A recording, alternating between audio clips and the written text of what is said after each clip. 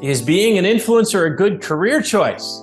Well, it's a popular choice according to current Gen Z demographic. Current Gen Z members, 1 in 5 say that they would quit college to become a social media influencer. Google searches for how to become an influencer are on the rise. We here at Afluencer often hear from people who are getting started and want to grow their social media accounts so that they can become an influencer. Now, is this a full-time gig? Is this what you want to do for the next 30 or 40 years of your life? That's something that we are going to explore today.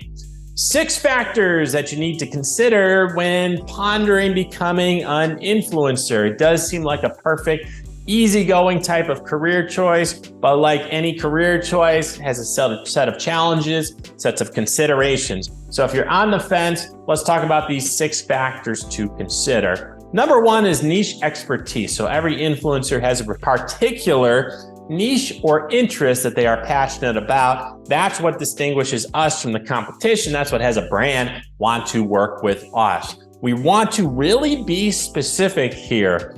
I always encourage our influencers to focus on what they are passionate about. And again, to get as specific as possible. Let's not chase collabs, at least yet. Let's not chase brands, at least yet. Let's focus on our area of expertise. The advantage here is that influencer marketing is so wide and there's almost no end to it in sight. We're eventually going to have brands come and find us that want to reach our audience, but it's up to us first to really get focused. So focusing on our niche expertise is gonna be the first factor to consider and really the first thing that we want to do.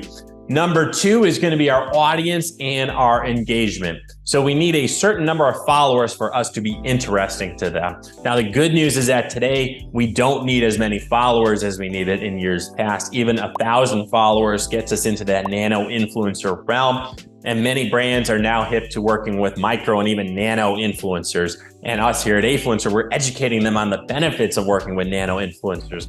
So the size of the audience is not as daunting as it used to be. And it is the type of project where you can grow your audience organically and get into that 1,000+ level. And this is where now things can get interesting. So we don't have to go outside of our expertise and focus. We can stay there as we grow our audience. In being genuine, what that's going to do is help us keep our engagement rate high. That's the number 1 thing that brands are looking for today is really that engagement rate. I want to have a good relationship with my followers. I want them to be active on my feed. That way we've got more opportunity and the brand sees that and they say, okay, well, if this influencer, this creator puts my product in front of their followers, they are going to act on it and buy, because these people act on everything that this person posts. So that's why we are prioritizing the engagement rate, and we're really prioritizing that over that set number of followers. Brands are realizing that the engagement rate is where it's at, so let's prioritize engagement. All right, number 3 is going to be monetization opportunities. And again, this was not number 1 or 2 because this flows with number 1 and 2. So if we can be focused on our specific niche, on our specific interest, and if we can get high engagement and then the followers come, this is where the monetization is going to naturally come. We can join a platform like Afluencer where we're going to have brands reach out to us and invite us to collab. And then we can also apply as often as daily to other collabs that are out there. So the monetization opportunities are going to come over time, and it's something that maybe when we're getting started off, we do stuff on a commission basis, but eventually we grow into pay-per post, pay-per reels. Which brings me to my number 4 factor, which is the long-term sustainability. Most brands post campaigns or collabs to work with influencers on a one-off basis. That said, I talk to brands every day. Most of them want to work with influencers on an ongoing basis. So what we encourage our brands to do and what they love to do is to work with influencers once, and if they do a great job, to lock them in on a multi-engagement contract. And that's what we're looking for here, right? So we want to work with a brand once. We want to make that brand so thrilled with our work that we can work with that brand constantly, right? We're working with them every month, every other month. So that's a product of us promoting their product and doing so well that they want to keep working with us. All right, number 5 is going to be the work-life balance. Now, I mean, hey, it looks pretty awesome, right? just kind of carrying your phone around, snapping photos, snapping reels, but then that line between the work-life balance can blur. When are we off? When are we living life? And when are we working, right? So we want to have sort of a business plan defined in terms of how often are we posting per day?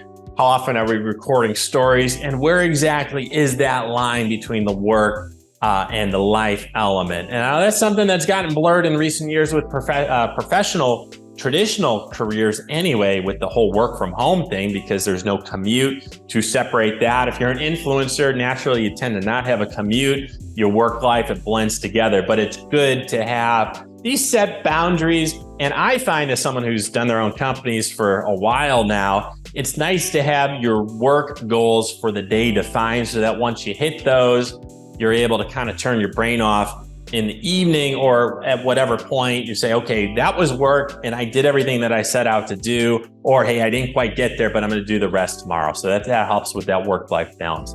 Number 6, and this is very important, is going to be that emotional resilience. So we all know the internet can be a tough place. Social media can be a tough place. Comments, negative comments, trolling, fault finding. So we want to engage with our followers, but we also want to be positive, and we want to have a thick skin about it. One of the strategies that I use with our own company is that I do reply to every comment, every review, and we are just positive about it, right? We don't run from trolls. We don't run from people who are negative. Sometimes we got to own up to things, right? When people say, hey, why are you doing that? And if they're right and what we're doing doesn't make sense, I say, that's a good point. Doesn't make sense what we're doing. Appreciate you pointing that out. People are almost taken aback when you're honest with them. So that's my approach in terms of being resilient, is to just open up and say, hey, we're all trying our best here. As an influencer, you are your own business. So be resilient, but don't necessarily run from trolls. I think if you just kind of acknowledge, and of course, remember, if they're leaving a comment, they're engaging. Engagement rate is good. So if we can have a healthy banter, let's go ahead and do that. And maybe it's the type of thing where if someone leaves a comment, we're not so sure about it. Maybe with a little bit of openness and dialogue, we can kind of all turn the corner here. So these are things to consider in terms of becoming an influencer.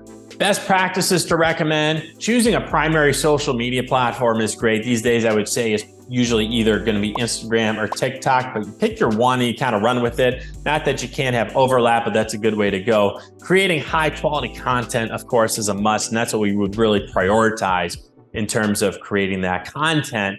Collaborating and working and building relationships with other influencers is great as you're up and coming. You can also kind of follow aspirational influencers in your area who are kind of where you want to eventually be. Those are great to follow. And then, of course, at the end of the day, is about monetizing the influence, right? So we need to have our business model working.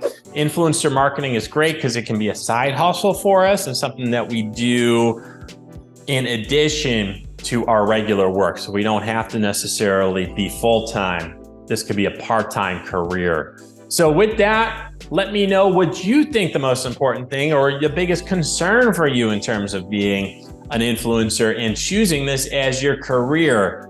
What's on your mind in terms of, hey, this is something I got to tackle, but I'm not sure how. Please leave a comment below this video if you've got advice or any questions about becoming an influencer as your career.